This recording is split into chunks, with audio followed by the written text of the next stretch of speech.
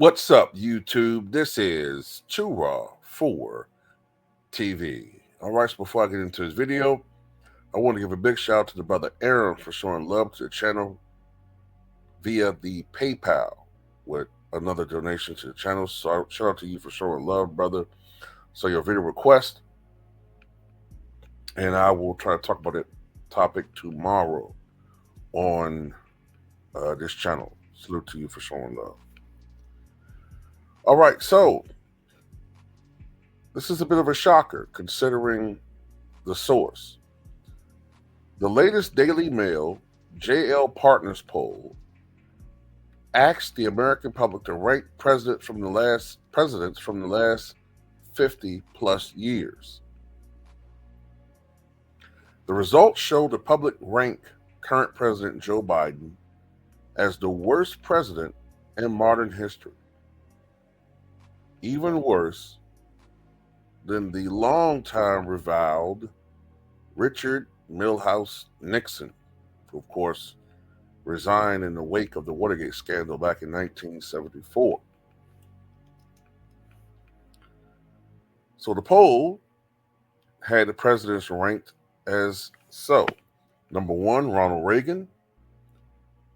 Number 2, Barack Obama. Number 3, Bill Clinton. Number 4, George W. Bush. Number 5, Jimmy Carter. Number 6, George H.W. Bush. Number 7, Donald Trump. Number 8, Richard Nixon. Number 9, Joe Biden. Now, I'm not saying this to defend Joe Biden, right? But I tend to think that this poll is being affected by a couple of things. I think this poll is being affected a little bit by recency bias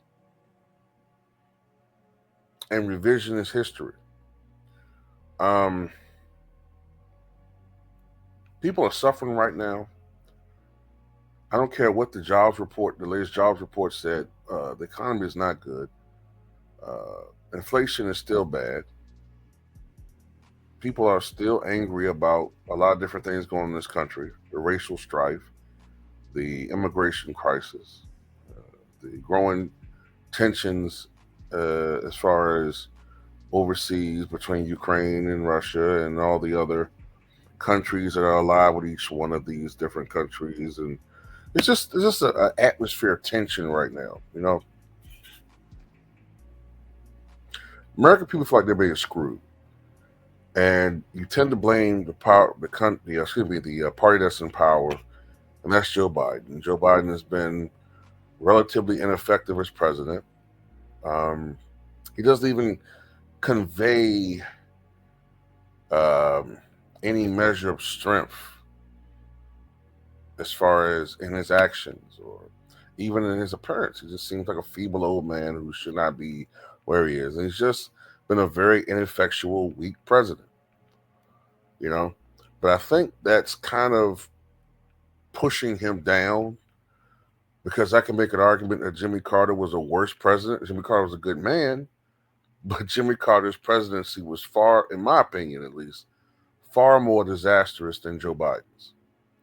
But yet he's ahead of, in this poll, George H.W. Bush Sr., who was a one-termer like Jimmy Carter. But I think anybody that has any historical knowledge or remember these two presidencies will tell you that George H.W. Bush's presidency was a lot more successful than Jimmy Carter's. Yes, Bush's term ended with a recession that was beginning to recover by the time he left office in January 93.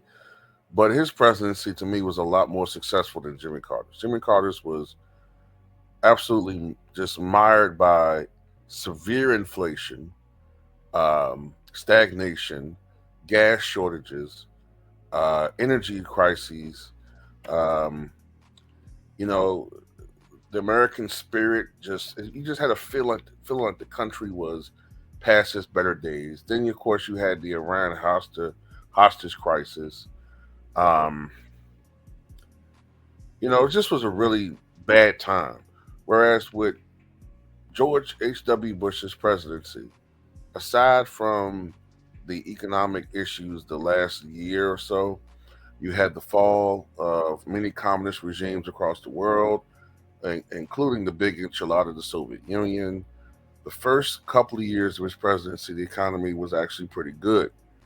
Um, then, of course, you had the triumph of the Persian Gulf War, which should have led to the removal of Saddam Hussein, but that didn't occur. But Bush, at one point in time, was a very popular president. His average approval rating, I'm talking about the first Bush now, his average approval rating was a lot higher than Jimmy Carter's. I think his average approval rating was around 50 some percent.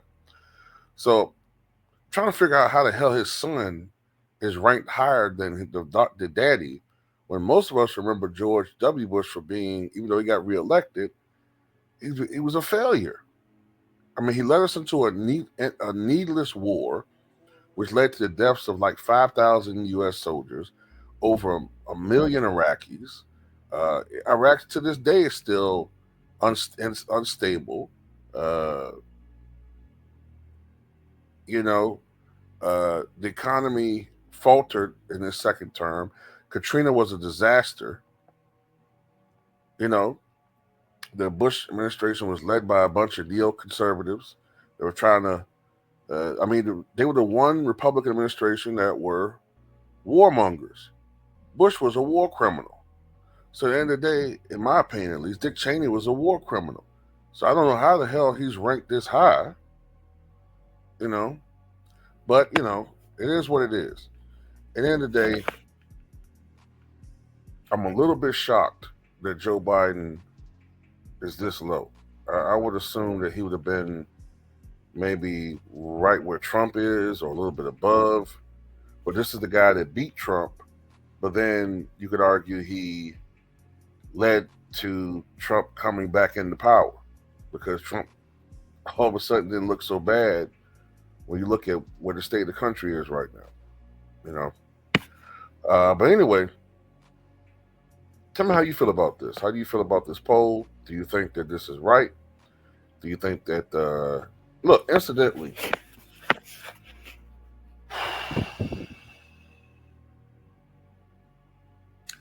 if you would asked me who the worst president in American history was, I would say it's James Buchanan, because James Buchanan was president from 1857 to 1861, and James Buchanan basically let this country fall apart during his administration. He didn't want anything to do with the deterioration between the free states and the slave states, the tensions that were arising. Under his watch, you had John Brown's rebellion, the horrible Dred Scott decision. He just sat on his ass, sat on his hands, I should say, and sat on his ass while this country marched closer and closer, further and further to what ultimately became the Civil War, and left Abraham Lincoln with a terrible mess when he took office in March of 1861. Back in those days, Inauguration Day was in March, not January. That didn't change until, I believe, January of 1937. But anyway, in my opinion, the best president,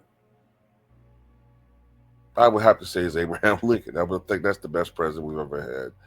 Then I would say, me personally, you have to put Franklin Roosevelt, George Washington in the top three. Then, you might have Thomas Jefferson. I would say Teddy Roosevelt is probably there. Barack Obama to me is kind of overrated. Like, I would put Barack Obama like maybe in the 20s or something. But some people are trying to put him like in the top 10. That's absolutely bullshit. But that's just my opinion, at least. And I think the worst president we've ever had, like I said, is James Buchanan. I put Warren Harding in that category too.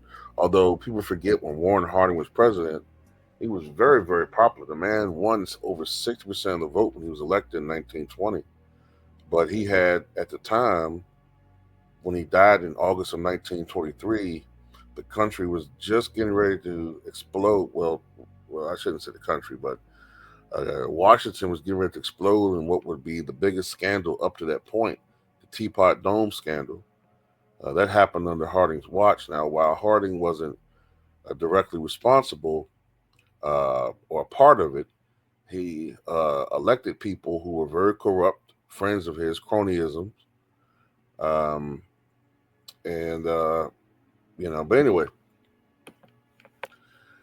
that's all I got to say in this one, man. Tell me what you guys think.